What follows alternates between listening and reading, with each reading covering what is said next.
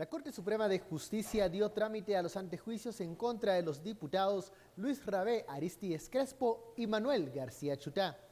Queda entonces en las manos del juez pesquisidor el futuro de los congresistas. Ese es el tema de la noche. Participe con el hashtag SF Antejuicios Avanzan. A continuación la nota en donde se dio a conocer esta decisión.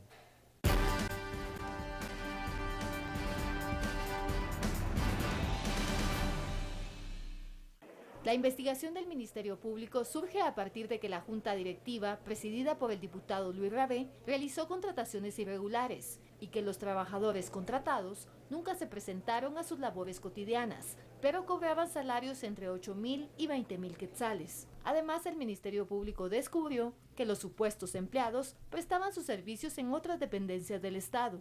El vocero de la Corte Suprema de Justicia dio a conocer esta tarde el nombre de los jueces pesquisidores de los diputados que enfrentarán antejuicio. El diputado Aristides Baldomero Crespo Villegas se ha nombrado como juez pesquisidor a la magistrada vocal segundo de la Sala Cuarta de Apelaciones del Ramo Penal, que es la abogada Telma Noemí del Cid.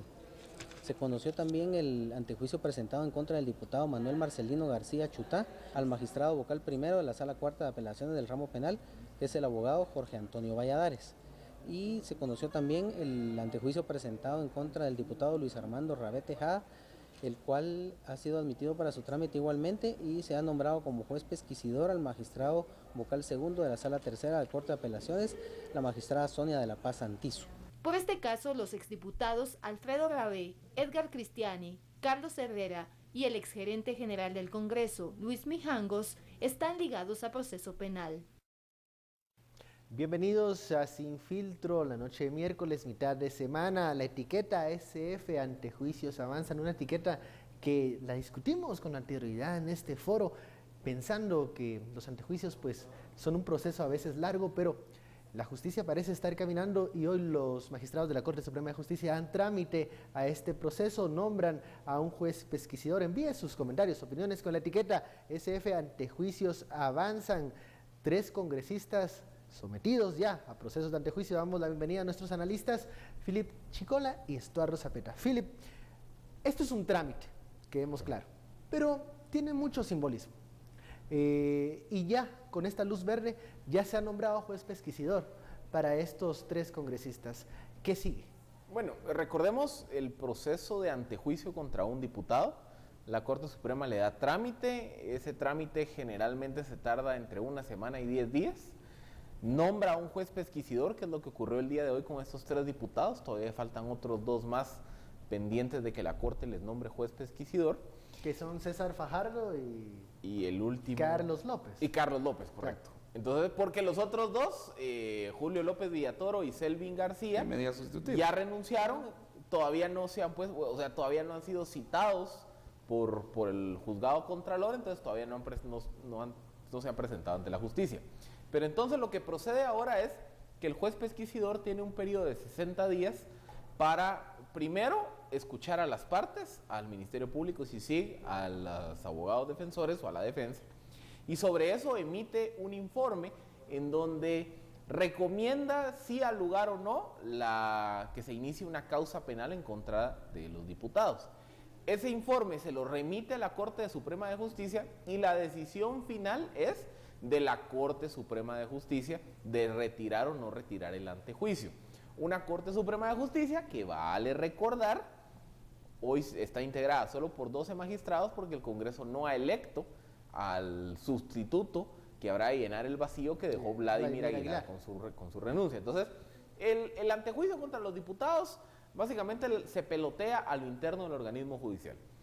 Tiende a ser un proceso más lento que los antejuicios contra presidente, vicepresidente o contra magistrado de la Corte Suprema de Justicia. Recordemos, el antejuicio contra Douglas Charchal se tardó menos de 15 días en que se llevara a cabo todo el proceso de que la Corte le diera trámite, se lo pasara al Congreso, la Comisión Pesquisidora y que el Congreso le quitara. Si recordamos, por ejemplo, el grupo de los 8 de FCN por el tema, también el proceso de antejuicio no terminado ese periodo. No, el juez Fredín creo que no ha resuelto, ¿no? Fredín Fernández no ha emitido su informe y hasta que el juez pesquisidor no emite su informe, como les digo, tiene 60 días. Lo que pasa es que generalmente los magistrados sí se toman los 60 días.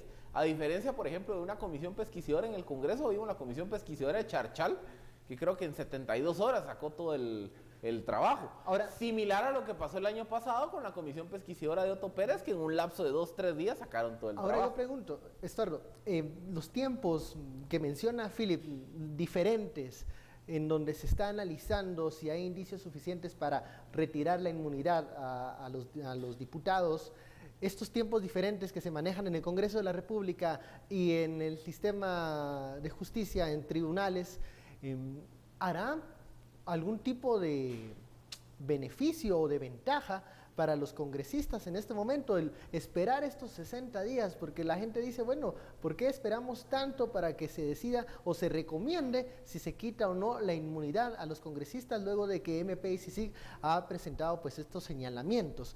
Los diputados por el caso de las plazas fantasmas. Primero está la invitación para el sábado, ¿verdad? Ah, sí, el sábado regresa a la plaza. El regreso a la plaza, esta es que 11J, y nosotros vamos a estar transmitiendo desde ahí, y creo que es importante que no perdamos el espíritu, no perdamos el objetivo central, que pacíficamente podemos, y de acuerdo con la ley, de acuerdo con la normativa, podemos hacer los cambios que queremos, y que en cierto momento podemos, y a tu pregunta, podemos acelerar esos cambios. Pero aquí, digamos, el objetivo está muy centrado en el Congreso de la República, sobre todo por los antejuicios. Y tenemos pendiente la discusión del tema del antejuicio.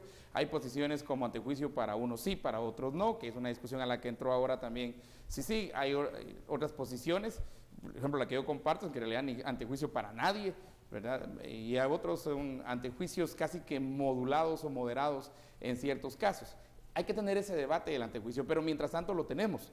Y mientras tanto van a buscar los tiempos, van a darse los tiempos que son necesarios por una cuestión. Lo que no vemos del antejuicio es toda la negociación que se da atrás, ¿verdad? Esa es la que no miramos. Pero yo creo que la presión ciudadana, la presión suya, la presión tuya, la presión mía, la presión nuestra, es la que hace avanzar las cosas en Guatemala. No presión para salirse de la ley, sino de acuerdo con las normas, de acuerdo con los tiempos. 60 días en realidad es hasta poco comparado con la retajila de años que nos han venido robando, pues. Vamos a la primera pausa. Nos dice un mensaje Carmen Aida Ibarra, dice, el mero trámite no implica avance, el OJ es un cuello de botella. Debemos de seguir pendientes con eso. Regresamos luego de esta pausa. Regresamos al segundo bloque, Sin Filtro SF, Antejuicios Avanzan. Hemos lanzado un sondeo para conocer su opinión en el tema. ¿Debería terminarse la figura del antejuicio? ¿Debería eliminarse esta figura? Estos son los datos preliminares que usted ha votado. Sí, dice el 60%.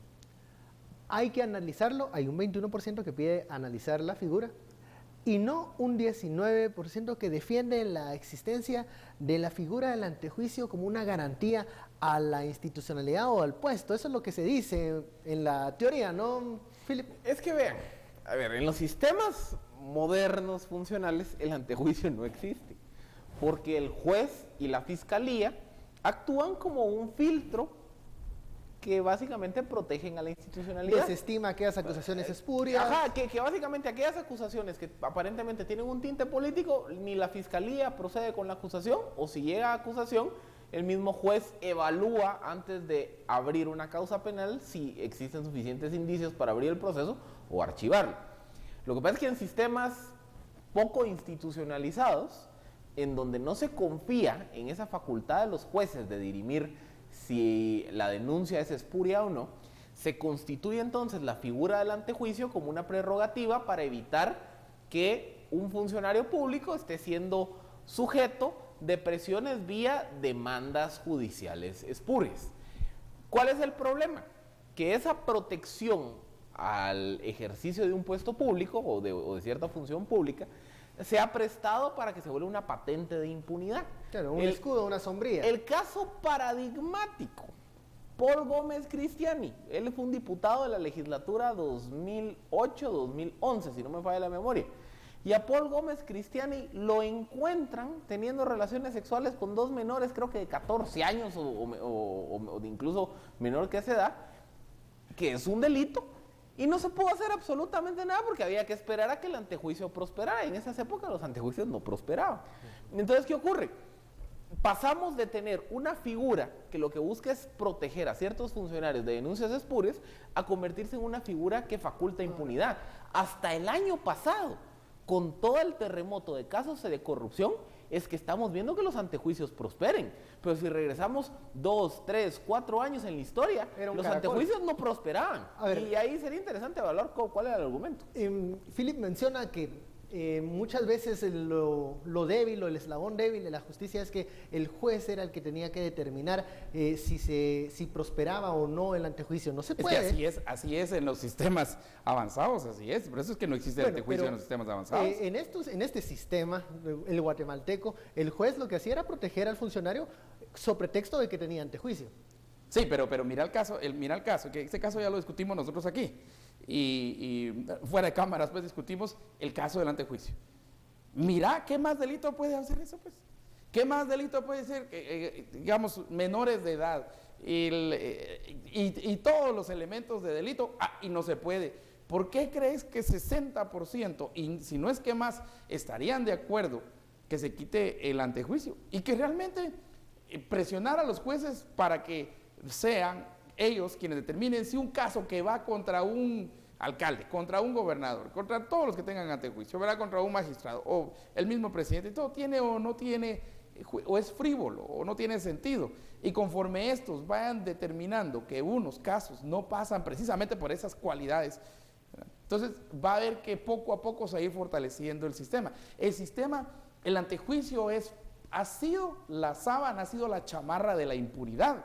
Y la impunidad que miramos hoy, mucho se debe al antejuicio, a ese sistema de antejuicio que tenemos. Mira el gran problema que tenemos ahora de quitarle el antejuicio, por ejemplo, a 8 del partido de gobierno, a 8 que sigue pendiente. Que sigue pendiente, y va a entrar juntas directivas y todo. El antejuicio era también la chamarra que tapaba a aquellos para generar plazas, ¿verdad? Entonces, y fíjate que hay gente que no tiene antejuicio, pero como que lo tuviera. Mira los sindicatos. Y los sindicatos son intocables. ¿A cuenta de que un sindicalista va a ser intocable cuando está cometiendo delitos, cuando está robando y cuando es corrupto? Con este sistema actual, con lo que estamos y con lo que debemos lidiar en este momento, se mencionaba en la declaración del vocero del OJ que, bueno, 3 juzgadores van a ser los encargados de llevar esta pesquisidora, cada uno con un diferente congresista. Pero el mismo caso.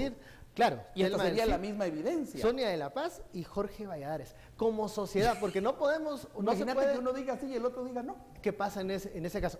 Por eso vamos, mi pregunta es, como sociedad, ¿qué se puede hacer sin presionar a un sistema de justicia que debe ser independiente? ¿Qué se debe hacer para seguir pendiente de lo que vayan a decidir estos magistrados? Es que yo creo que más que presionar para que resuelvan o para que recomienden, porque básicamente el juez no es el que quita el antejuicio, él solo elabora el informe. Aquí yo creo que la sociedad civil puede generar una presión para que los plazos operen con mayor agilidad. Porque un plazo es una oportunidad de negociación. Por eso les digo, porque es que el gran problema del antejuicio es que el plazo que establece la ley en materia de antejuicio es de 60 días para que remitan su informe. Y entonces, ¿qué ocurre? Esos 60 días lo que generalmente provocan es que se baje un poco la intensidad, que la atención se desvíe a otro lado, que surjan nuevos casos, entonces la atención pública se va a otro de esos nuevos casos. Entonces yo creo que un mecanismo de presión pública es decir, vea juez, usted resuelva de la mejor forma que usted considere adecuado de acuerdo a su independencia de criterio judicial. Pero en lugar de tomarse 60 días, trátese de tomar 5 o 10. Yo creo que el Congreso de la República ha evidenciado ese ritmo, que las pesquisas de antejuicio no son tan complicadas, porque al final lo que se busca es invitar por un lado al Ministerio Público y así siga, ratificar la denuncia, presentar qué pruebas tienen, escuchar a uno, escuchar a la defensa para escuchar las pruebas de descargo, y al final el juez no valora la prueba, no valora la culpabilidad o inocencia del acusado, solo evalúa si considera que existe suficiente fundamento como para pensar que la denuncia es legítima y que no tiene motivos y que lo decía espurios. la Corte Suprema. Y que sea la Corte la que evalúe. Imagínate que salgan diferentes decisiones en estos tres. Eso hay que estar pendientes y hay que seguir ahí. No Por hay eso, que otra quitar vez, los ojos de esos casos. Vamos el sábado. Bueno, vamos a la